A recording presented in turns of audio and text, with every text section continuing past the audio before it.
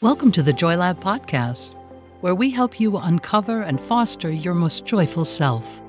Your hosts, Dr. Henry Emmons and Dr. Amy Prasek, bring you the ideal mix of soulful and scientifically sound tools to spark your joy, even when it feels dark.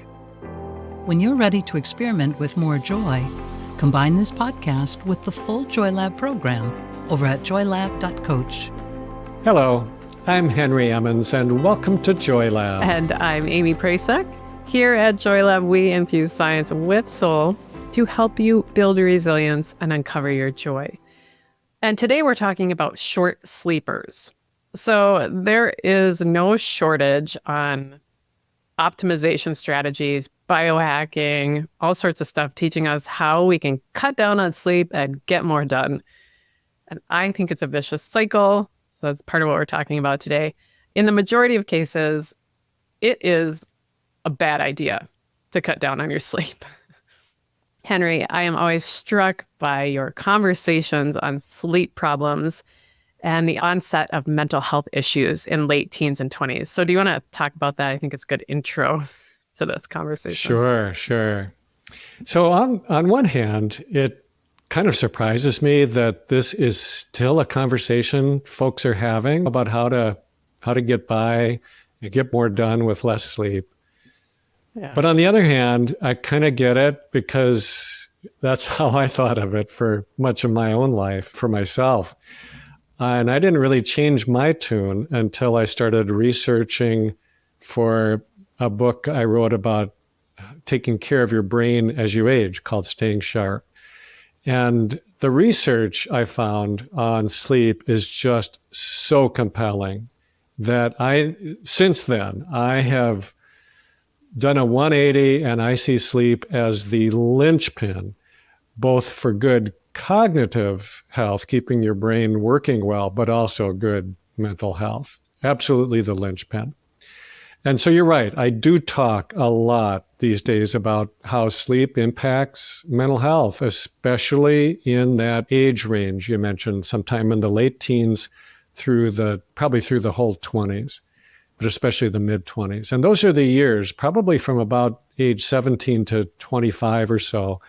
Those are the years when many of the most severe mental health conditions first show up. And those are also the years when taking a few pretty simple preventive measures might make a huge difference in the long-term outcome, even if someone does have one of these more severe illnesses.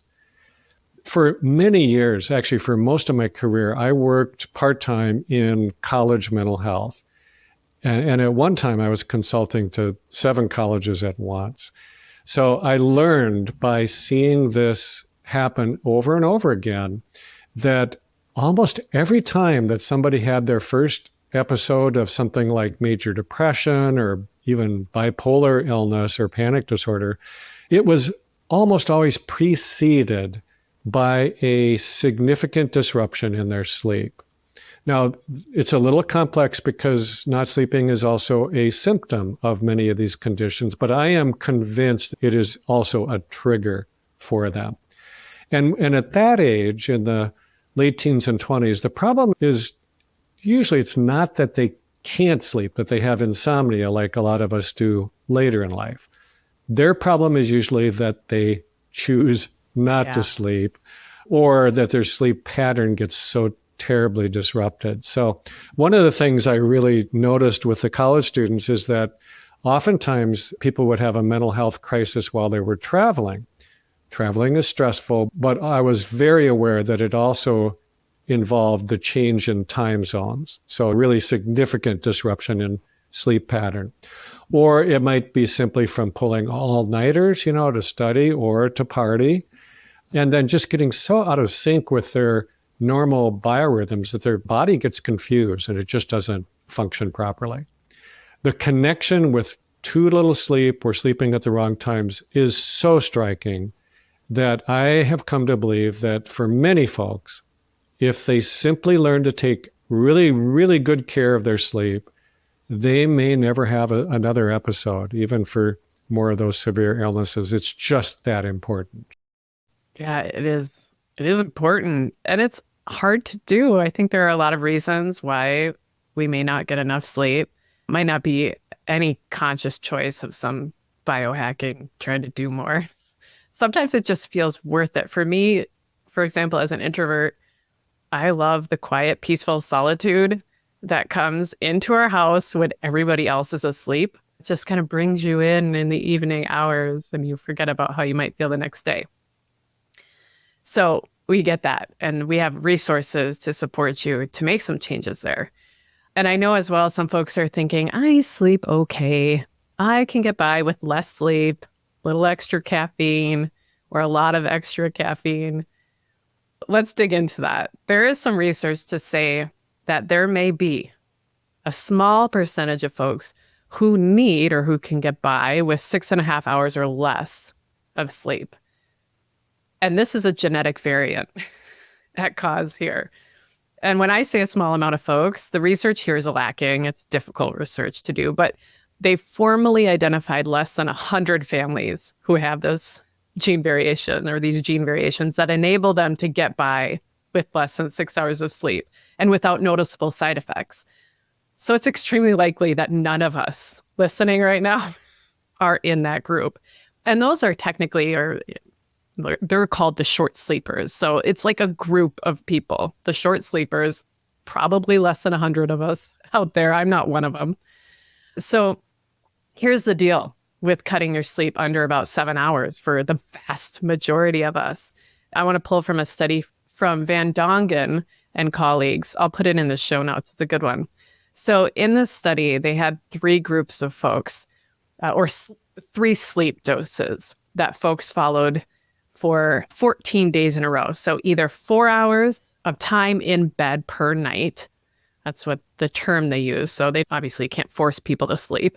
So they had 4 hours of time in bed per night, 6 hours or 8 hours. And they compared those groups to folks who did 3 days of 0 sleep. So I'd hate to be in any of those groups, I think. The 8 hour would be fine. But they did find that folks who had those sleep periods of either 4 or 6 hours per night for 14 days had significant negative impacts in their cognitive performance. And those folks, the ones who had 4 or 6 hours, performed as bad as the folks who did not sleep for 2 full nights on those cognitive tasks.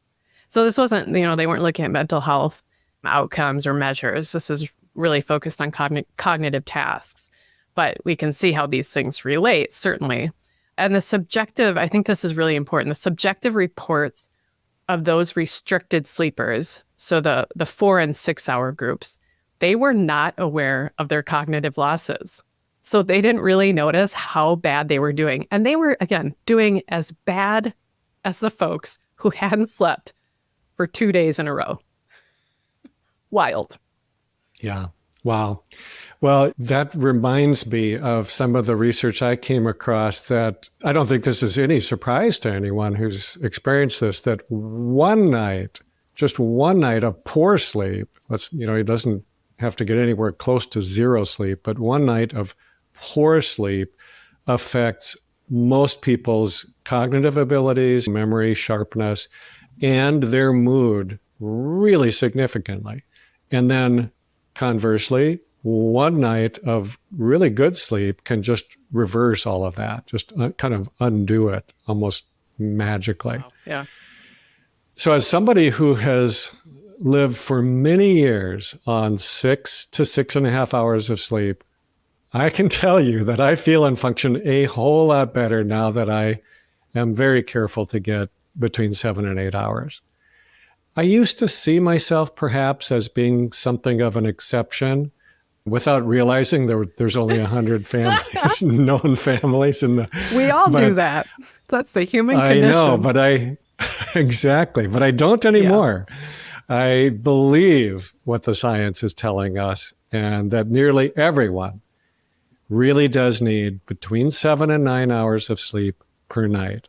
Less than 7 or more than 9 will leave most of us feeling worse physically, mentally, emotionally, every which way. It's wild, though. I think you just described the issue there too. Now you can tell how better you function. But when you were in it, when you were only sleeping 6 hours per night, could you see it? Did you feel like you were not as sharp? Isn't that wild? No. Yes.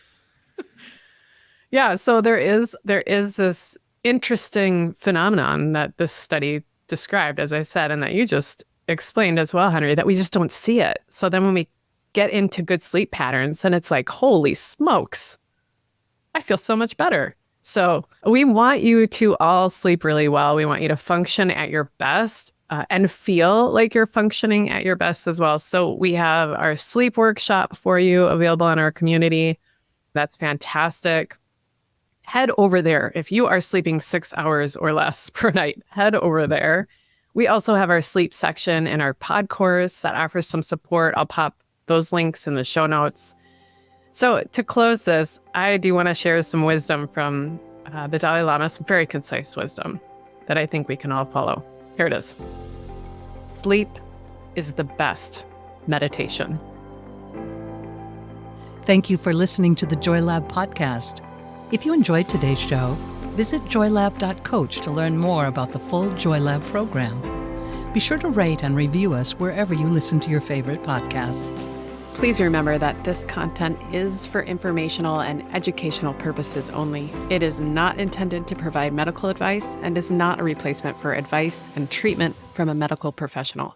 Please consult your doctor or other qualified health professional before beginning any diet change, supplement, or lifestyle program. Please see our terms for more information.